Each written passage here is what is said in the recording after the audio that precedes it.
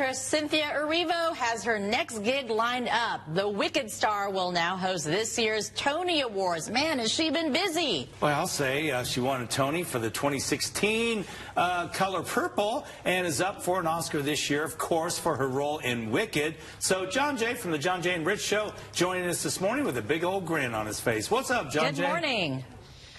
I'm a big fan of the Tonys. They used to be hosted by Nathan Lane, and I'm a big fan of Nathan Lane. Yes. And Cynthia Erivo. I might be one of the few people here, unless I'm going to gamble and say Passmore's with me. We have not seen Wicked. You're right about that, and I don't plan to.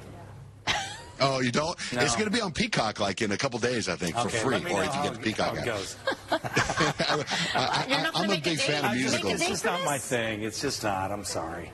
Do you like musicals or just the whole Wicked musicals, thing? Yeah, not a big musical fan. Oh, I love musicals. I mean, I've musicals. been to some major plays and fallen asleep, so that tells you. Oh, yeah. We well, love your honesty. I am. I'm sorry. We love your honesty. I think she'll do amazing as a host of that.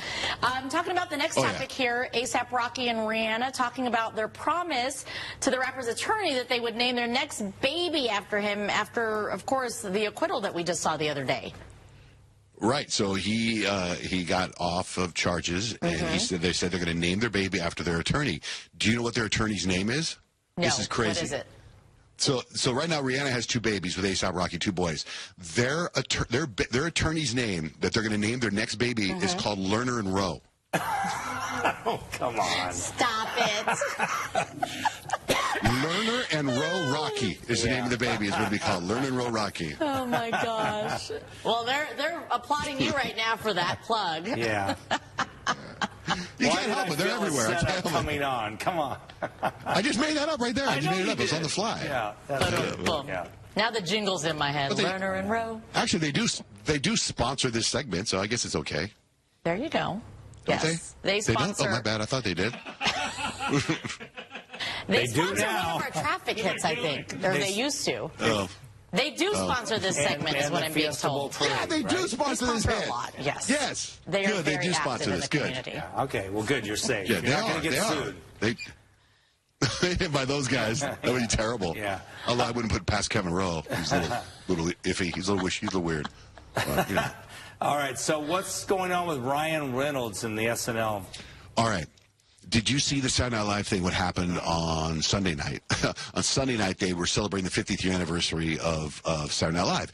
And they were taking audience questions, all set up, funny bit. And someone stands up, they go, yes. And it was Ryan Reynolds. And he was sitting next to Blake Lively. He goes, yeah, I got a question.